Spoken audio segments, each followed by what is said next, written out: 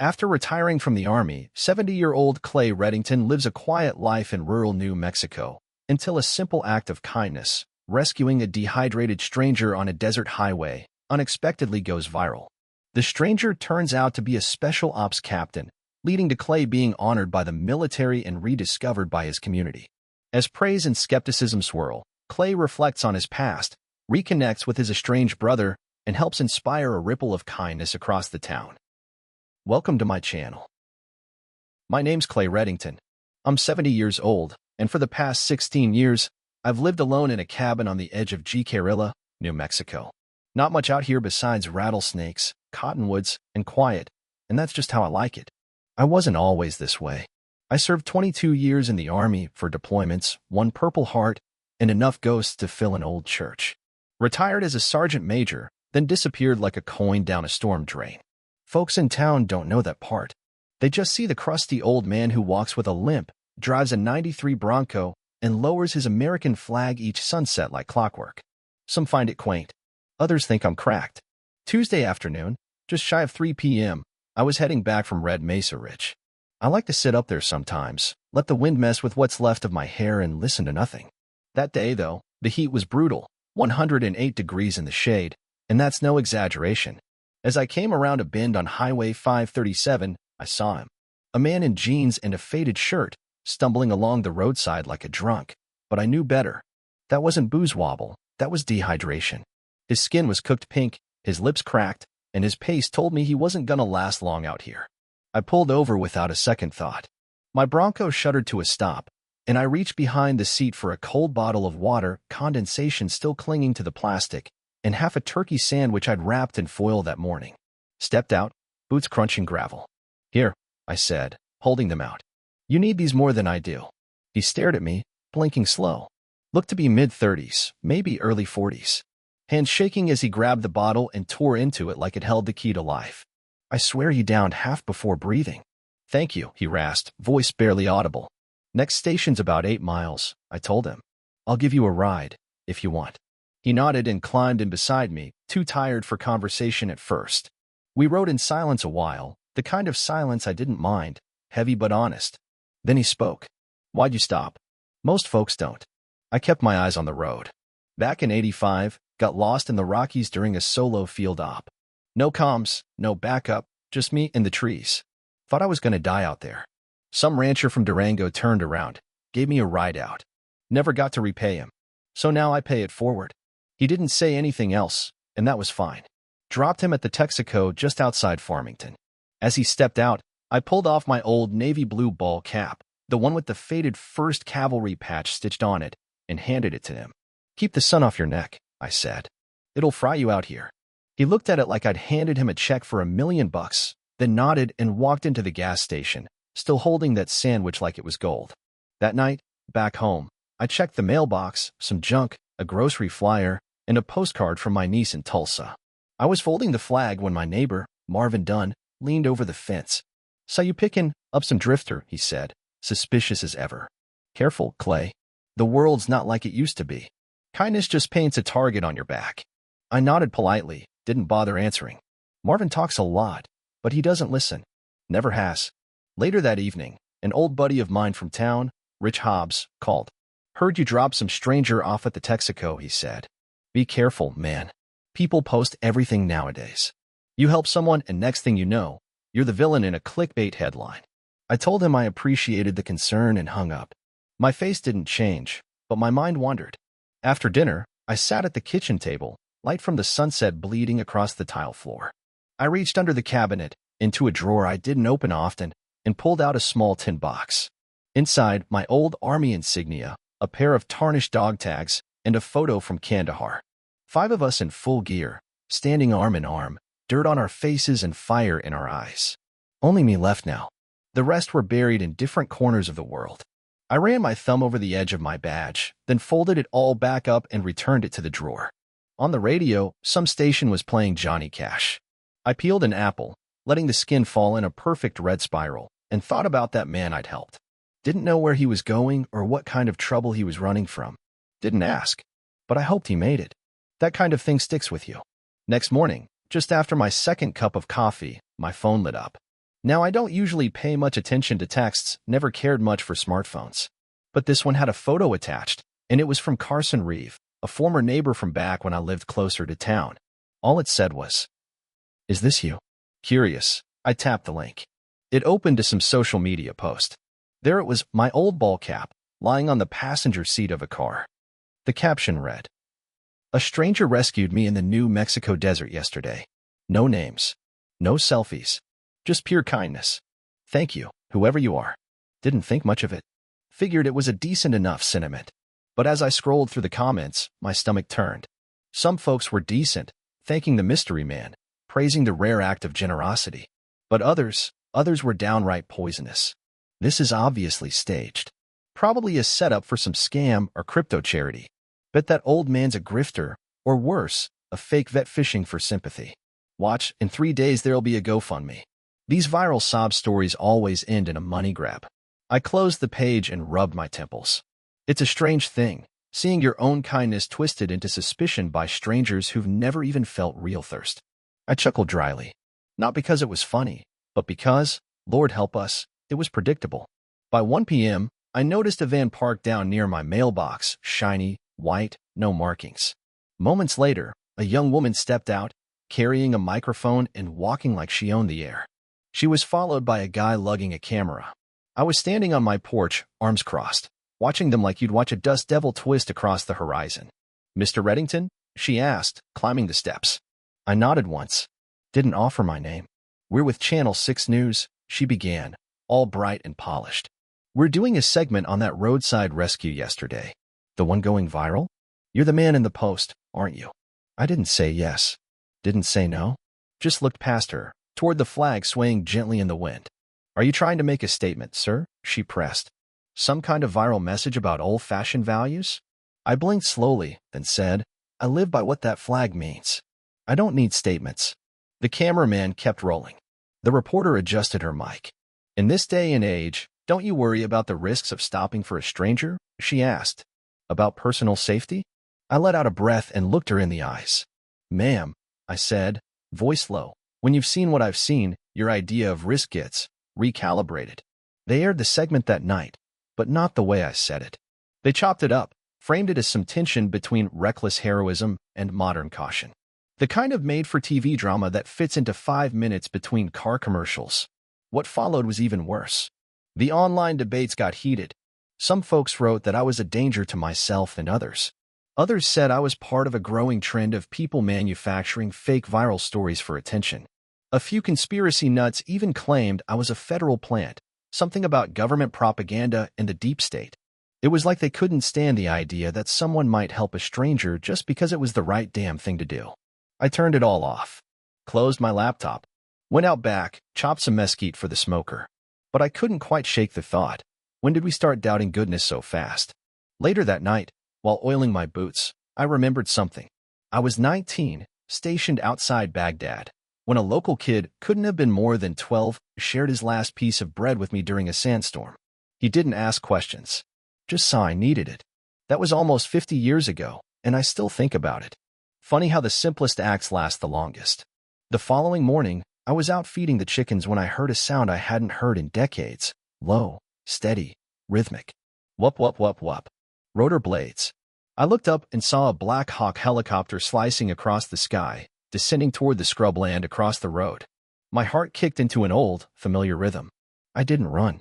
Just stood there, boots in the dust, watching it land like something out of a different life. Sand flew everywhere. Cacti bent in the wind. My flag flapped violently on its pole. When the dust settled, 4 soldiers stepped out, desert uniforms, crisp and clean. And behind them walked a man in dress blues, cap tucked under one arm, strides full of purpose. I knew that walk. It was the man from the roadside. He crossed the distance between us without hesitation, his boots making quick work of the dry earth. When he reached my porch, he stopped, snapped a salute so sharp I swear I could hear it crack the wind. "Sergeant Major Clay Reddington," he said, loud enough for the neighbors to hear. "I'm Captain Elias Monroe, 160th SOAR Special Operations Aviation Regiment." I returned his salute out of habit more than anything. Muscle memory's a powerful thing. He stepped forward. "Yesterday, you rescued me, a fellow soldier, without knowing who I was, without asking anything in return. That act may have saved not just my life, but the success of a covert exercise with national implications. I blinked. Didn't say a word. My vehicle broke down, comms failed. My team was waiting at a secondary site. If I hadn't arrived in time, well, let's just say you kept something very important from unraveling. He turned to his men, nodded once. They snapped into a line, boots together, arms raised in perfect formation.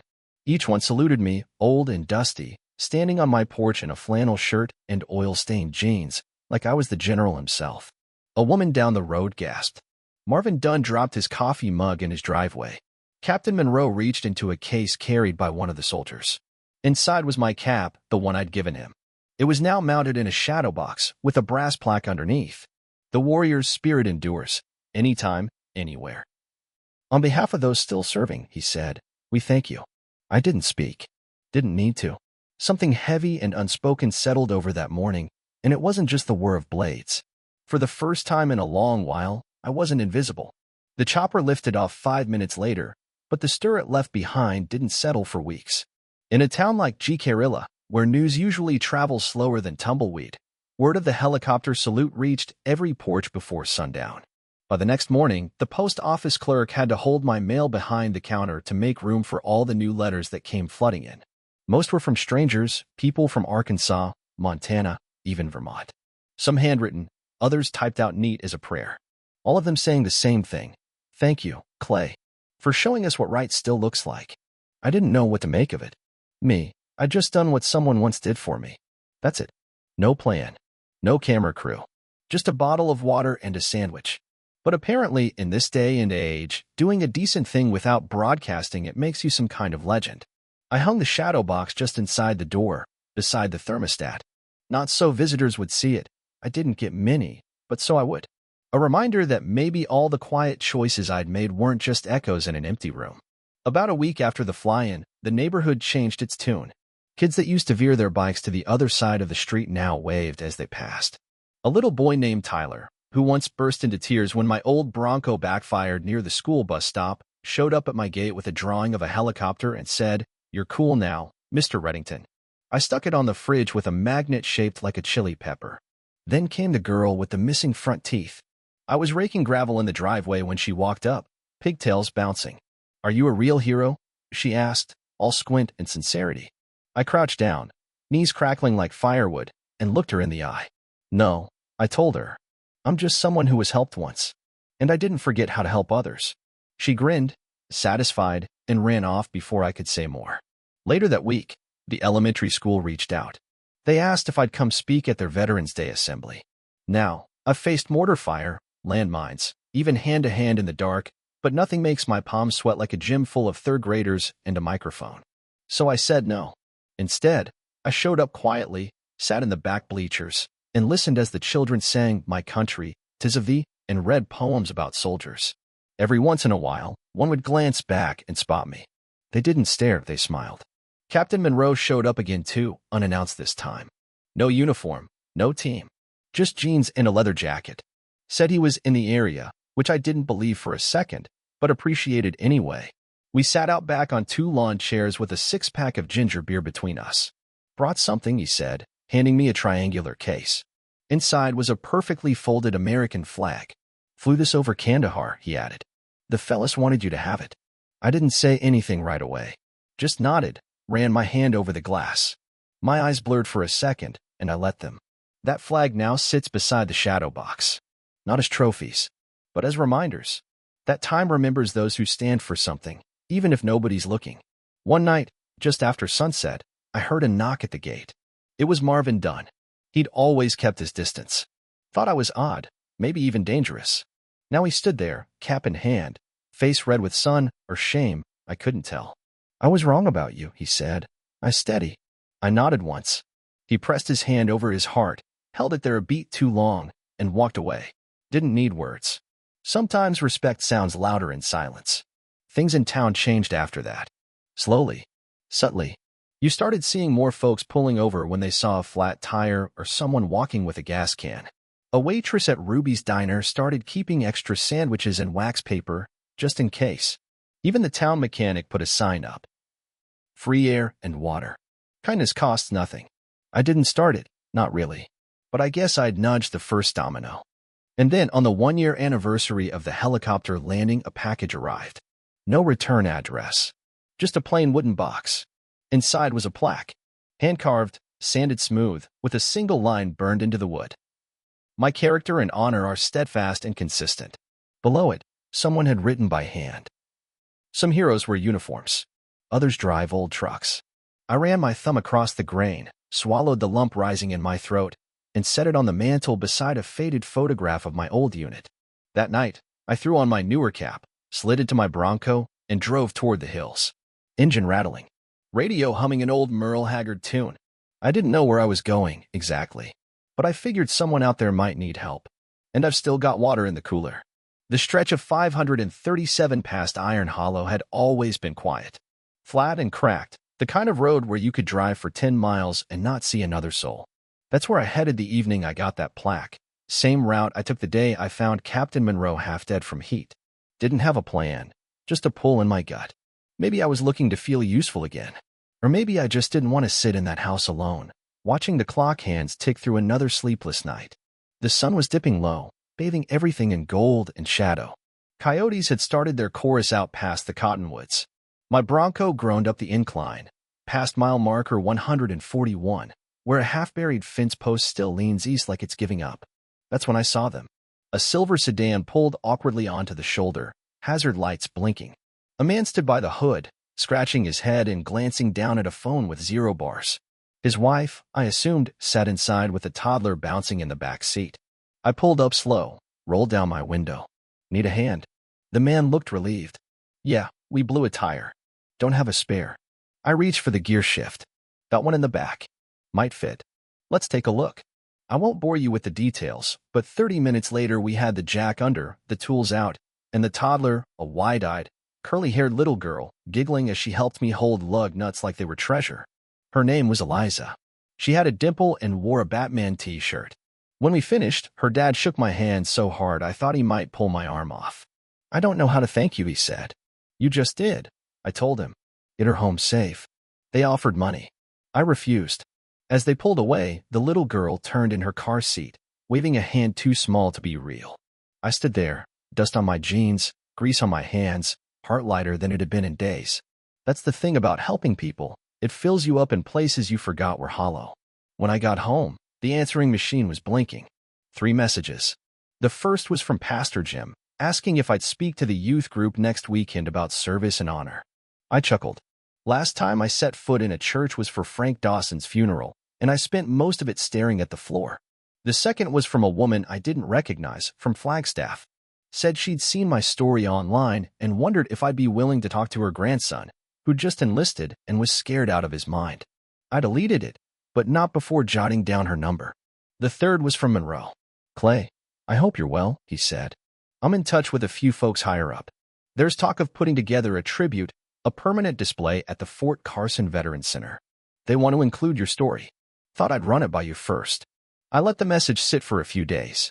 Truth is, part of me wanted to stay in the background. I've never liked attention. But the other part, the one that remembered the forgotten boys of Kandahar, the way their stories got lost in sand and time, thought maybe it was worth saying yes. Because if I didn't, who would? A week later, I found myself in Colorado. I drove the Bronco the whole way, slow, steady, radio humming, and the wind coming in through the cracked driver's side window. Took me 2 days, stopping overnight in Albuquerque. When I pulled into Fort Carson's gates, they waved me through like I still belonged. I didn't. But for a moment, I let myself feel like I did. The Veterans Center was newer than I expected, glass and steel and polished tile. A woman in a blazer greeted me at the door. She had kind eyes and called me sir 3 times too many. Led me down a hallway lined with framed photos and shadow boxes. At the far end was a room still under construction, and at the center, an empty space with a simple plaque already mounted. To the ones who act without being asked, who serve without applause, who keep the code when no one is watching. Above it, a photo of me and Monroe on my porch, mid-salute, the desert stretching out behind us. I didn't know what to say. For a long time, I just stood there. Then I reached into my jacket, pulled out the cap, the original one, faded blue with the threadbare patch, and placed it gently inside the glass case. It didn't look like much. But that hat had seen more roads, more hell, and more hope than most folks would in 2 lifetimes. On my way out, the woman stopped me. "You don't have to leave today, Mr. Reddington. We can arrange lodging, meals, even a small honor ceremony." I shook my head. "I've already had mine," I said. I drove out of Fort Carson with the windows down. No music, just the sound of tires on asphalt and the quiet hum in my chest that only comes from doing the right thing. Stopped once at a roadside diner just before the state line. The waitress was maybe 20, bright smile, tired eyes. "Coffee?" she asked. I nodded. As she poured, she glanced at my jacket. "You a vet?" I nodded again. "Thank you," she said. And for once, I didn't brush it off. Just smiled. "You're welcome." I got back to Jicarilla late in the evening, just as the sun was dragging its last orange breath across the sky. Pulled into the driveway, engine clicking as it cooled. My bones ached from the drive, but something else stirred beneath it, a feeling I hadn't had in years. Like I'd come back from something. Not just a road trip. A chapter. When I stepped inside, the house smelled like cedar and dust. The kind of stillness that clings to old places waiting for life to return. I dropped my bag, fed the dogs, turned on the porch light, and sat at the table with a cold glass of well water. That's when I saw it. An envelope on the counter I didn't remember leaving there. No stamp. No address. Just my name, written in a hand I hadn't seen in over 30 years. M. Reddington. My brother. Now, before you jump to conclusions, this isn't one of those sentimental reunions where two old fools cry and forgive each other over a plate of grits. No, my brother and I hadn't spoken since '93. Not since we buried our father. We'd had a falling out after the will was read. Not about money. About legacy. He wanted to sell the family ranch. I wanted to keep it. He won. That was the last time I saw him, in a courthouse parking lot in Santa Fe. He was in a suit. I was in boots and a stained Carhartt jacket. We didn't shake hands. So that letter, sitting there like a ghost on my table, hit me like a sucker punch. I stared at it for a long time. Part of me wanted to toss it in the fire. Another part, a quieter part, wanted to hear what he had to say. So I opened it. "Clay, I know I've got no right writing you. I thought about it 100 times and still wasn't sure until I saw your story. Yes, it reached me. I didn't even recognize you at first. That man standing tall while soldiers saluted. I had to look twice. I don't deserve your time, but I'm asking for it anyway. I've been sick. Heart trouble. The kind that doesn't get better. Doc says I'm lucky if I make it through the year. I've spent my whole life proving I was right, Clay. About everything.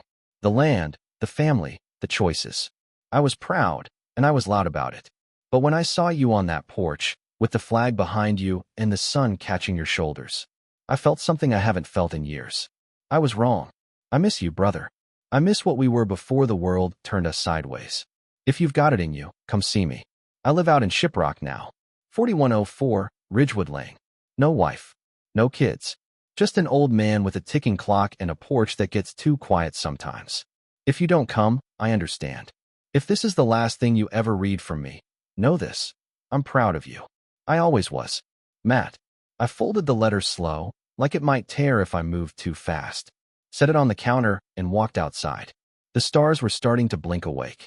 I sat down on the steps, back against the railing, and let the night wrap around me.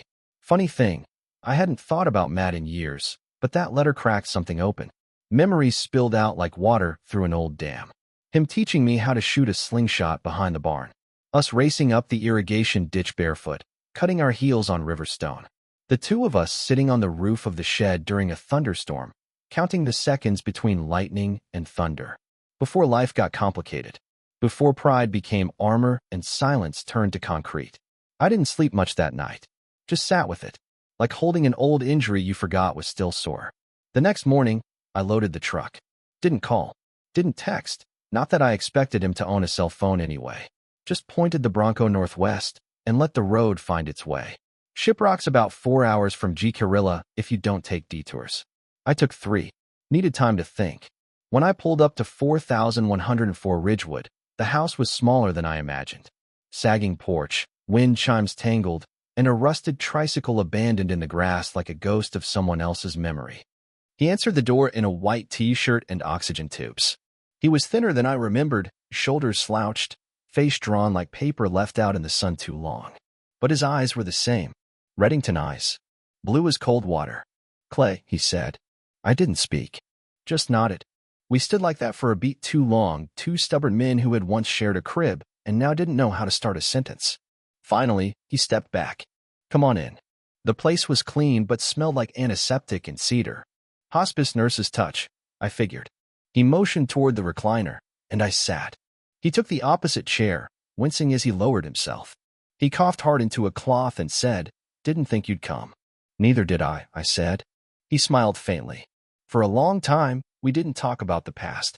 We talked about the ranch, about Mom's biscuits, about how we both still hated zucchini. Then, later, over a pot of weak coffee, we finally got into it. The fight, the will, the silence. And somewhere between the blame and the regrets, we forgave each other. Didn't say the word. Just sat with it until the weight eased. When I left that night, I told him I'd come back in a week. And I did. I kept my promise. Every Thursday, I drove to Shiprock. Matt and I didn't talk like brothers trying to make up for lost time. We talked like old ranch hands sitting through a rainstorm, quiet, steady, honest.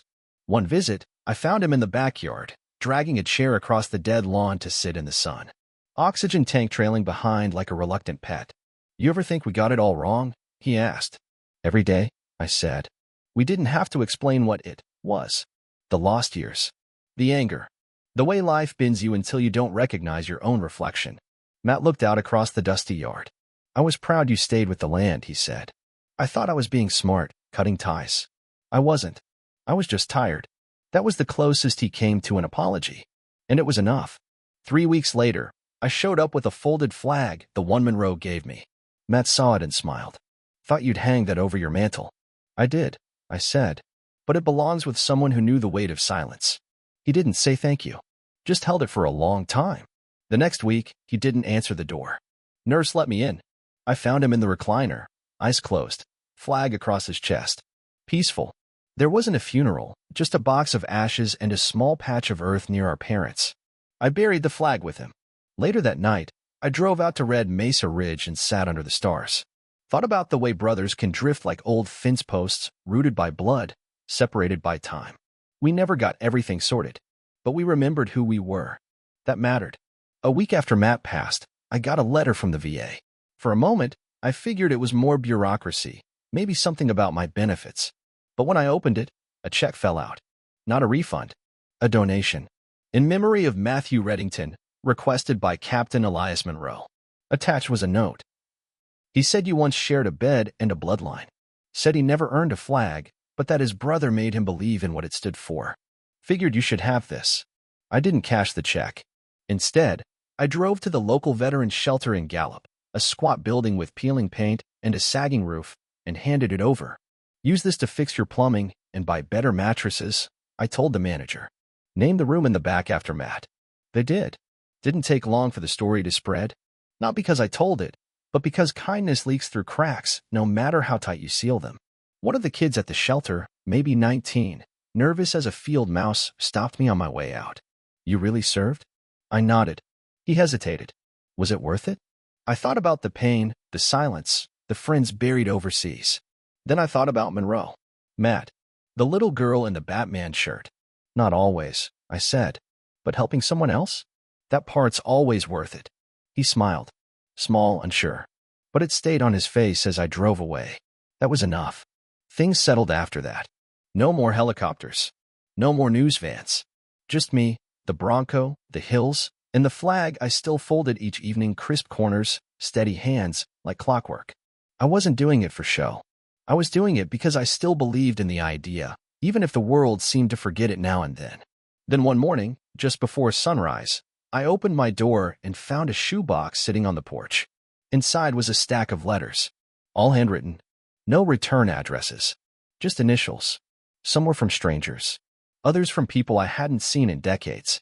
One read, You gave my father a ride in 2002 after he crashed his motorcycle outside Socorro. He never forgot that day. Said it restored his faith in folks. He died last year, but I wanted you to know. Another. I was the kid from the gas station. I joined up, made it through training. Just wanted you to know you made a difference. And then, tucked between two envelopes, was a folded photo. Black and white. Grainy. 5 soldiers in the desert. Me, Monroe, and 3 others. On the back, someone had scribbled, "Echoes never really fade." I stared at it for a long time. Later that week, the local school invited me to their Memorial Day ceremony. I almost said no, still not one for microphones and speeches, but they didn't ask me to talk, just to be there. So I showed up, wore my old boots, clean shirt. That cap Monroe returned. The principal nodded to me from the bleachers. A kid read a poem about sacrifice. Another sang the anthem, a little off-key, but all heart. And when they did the moment of silence, a breeze picked up and rustled the flag. I looked around. No cameras, no fanfare, just stillness. And for the first time in a long while, I didn't feel like a relic. I felt seen. That summer was long and dry, dust in the sky, cracked earth underfoot. But something in town had changed. Folks slowed down more when they saw someone stuck on the road. Kids at the school painted the old park bench red, white, and blue, no reason given. Just did it. The post office added a small honor wall in the lobby. My photo ended up there, whether I liked it or not. Even Marvin Dunn, who once warned me that kindness was dangerous, built a little library box at the end of his fence. Filled it with books for veterans and notes that said things like, "You're not forgotten." He never mentioned it to me. Didn't need to. One morning, I found a small box on my porch. Plain wood, hand-carved. Inside was a Navy SEAL trident pin. Not mine, someone else's. There was no note, just a folded American flag about the size of my palm. It didn't make sense at first. But when I asked Monroe, he said, "Some stories get passed down in silence." This was one of them. The man it belonged to wanted it kept safe.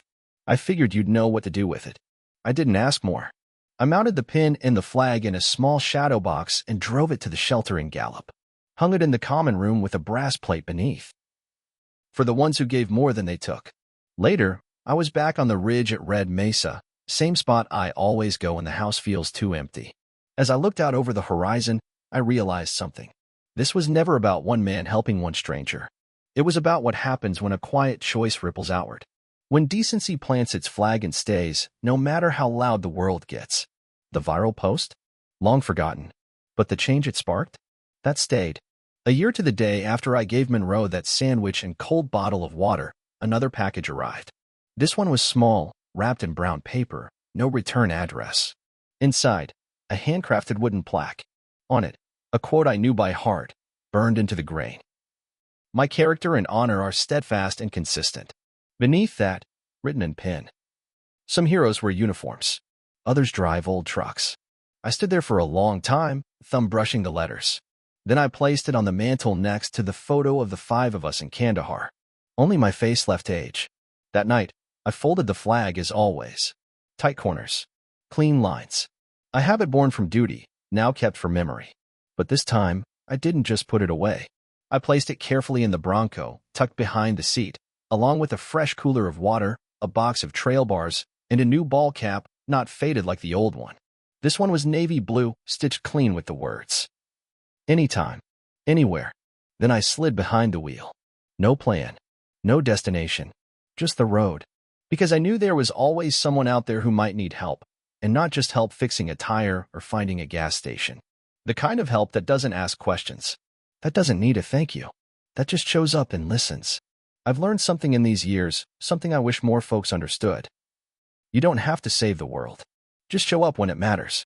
Sometimes the only thing standing between someone and giving up is a stranger who stopped instead of passing by. And if that's the only legacy I leave, a few people remembering how to care without asking why, that's enough. Because not everyone sees the beauty in that kind of quiet kindness. But I do. And if you're reading this, I hope you will too. So keep your eyes open. Keep your heart ready. And if you ever find yourself on a lonely highway in the desert and you see an old blue Bronco pulled over, hood up, engine steaming, come say hello. I've probably got a sandwich to spare.